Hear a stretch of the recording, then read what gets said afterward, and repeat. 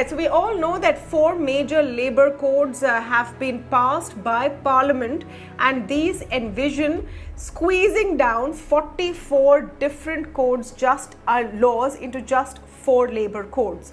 But what are the actual laws going to be like? Centre and state are thrashing out these questions right now, with state governments working on formulating their own set of labour laws, as is the central government. Now, the Labour Secretary has revealed just yesterday that one of the points that are being mulled is the possibility of a 4-day work week.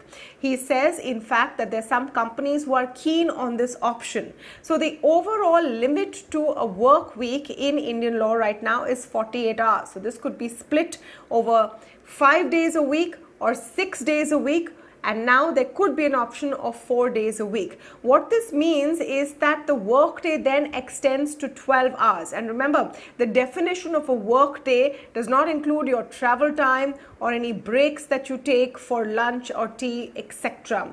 So will this be feasible? Especially, let us consider that this is a country where we have to ask ourselves whether the 48-hour workday is actually being implemented in true spirit. Add to that the mix of what has happened post-COVID-19, where a lot of people have started working from home, flexible and continuing work hours have become the norm. Will it be easy to really see how this pans out? Can it be implemented? Will companies be interested?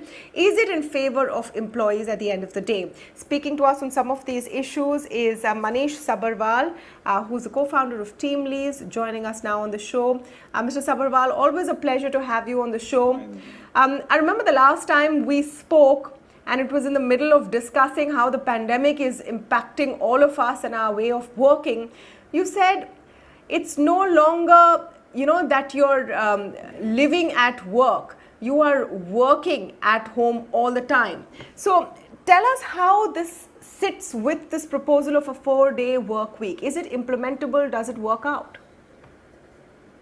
I think it's just a continuation of a structural trend that has been on for decades, but has been accelerated by COVID, that work is separated from office and from employment. And, always some people work well at night, some people work in the day, some people work better uninterrupted, some people like to take breaks. So I think that the world of work is changing quickly, and we in India particularly need to recognize that flexibility for employees is often ranked higher than salary, and particularly for things like the child break, women's labor force participation in India is a little higher than Saudi Arabia, places where commuting time is 2 hours, 3 hours, people prefer.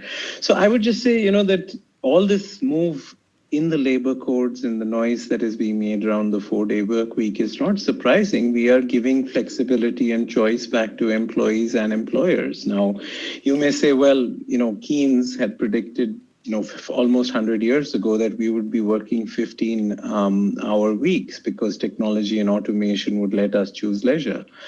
But most people choose to work longer than the absolute minimum hours, especially the cognitive elite. So I would be a little careful in believing that work only gives us compensation. It gives us self-esteem, it gives us networks, and obviously everybody should have a choice. Some people may view work as a root canal and they're welcome to take time off, but some people who would like flexibility should get it. So, Miya Bibi Razi kya karega Kazi, right? I mean, for too long, the government has been invading the private space of employers and employees.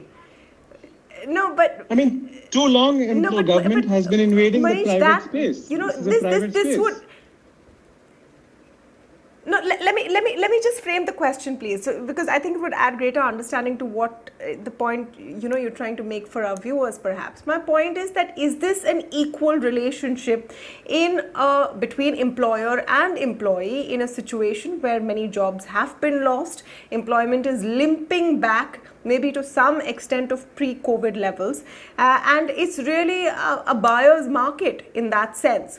So here, if I were to ask the question, are we really implementing the 48-hour week in the first place, then add to the mix this 4-hour week, how are you going to implement it? How are you going to ensure? And which sectors is it really going to work out for? I'm not sure. So it was a seller's market before. Were you protecting employers from high turnover? I mean, most employers were in BPO and other businesses were struggling with 50% employee turnover in the past. Nobody. So I think, this asymmetric contract, the belief that employers pay salaries, not customers, the belief that, there is asymmetry in this relationship. Well, before COVID, was it symmetric? So I would just say, this is a private contract between an employee and an employer. We must have safe working conditions. We must have minimum wages. We must have social security. Let's make a few things non-negotiable. If you ask the government to invade in every part of the contract, then don't get upset about regulatory cholesterol or ease of doing business, or the fact that China has created 300 million jobs in the last 30 years and India hasn't.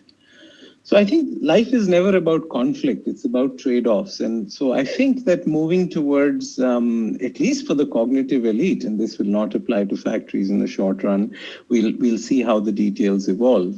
But giving more flexibility to employers and employees to negotiate their own relationship, I'm not sure most employees would think it would be a bad thing, that if they had long commutes, or if they had aging parents, or if they wanted one day at home, they could maybe do their work up front. So I don't see this as asymmetry. I see it as more flexibility, but I'm happy to understand why people are concerned about this. I mean, when the 6-day work became a 5-day work week in India, a lot of people complained. Now nobody's mandating that it should be 4 days. It's an option available to employers and employees. No, absolutely. I get that point. It's an option, and from what the secretary has said, it has to be a situation where both are razi, as you say. My question then comes to, where does it fit in? They're mentioning that some companies have evinced interest in this. Which are the sectors where this would work out? I don't think it will be sectoral. I think it will be stage of life. I think it will be gender. I think it will be region. I think it will be whether you live close to work or don't live close to work. I mean, I think that COVID has run a randomized controlled trial that people can work remotely. It provided continuity. The questions around productivity are being answered. But I don't think we're going back to 100% of people working 100% of the time from office for the cognitive elite. And so I think that this whole deconstruction of work from office, the whole deconstruction of work from employment is still in its early stages. So I think it obviously will not happen in, say, hotels already have this. Airline pilots are already used to this. Software engineers are already used to this. Teachers often are already used to this. So I think that this whole, office going 9 to 5 is not a majority of the workforce. It is a minority in the workforce. And there are a lot of professions, hospitals, hotels, already operate on this kind of shift system. So I'd say, younger people might choose to work for 4 days, older people might choose to work for 5 days, some people with different home situations. So I would be very hesitant to say it would be attractive to some industries or some companies, though I think it would be, but it would be attractive to different people at different stages of life. All right, we'll have to see the fine print of what the final laws look like, but this is a space that will be keenly watched. Thank you so much, Manish Sabharwal, for joining us today on this. Take care.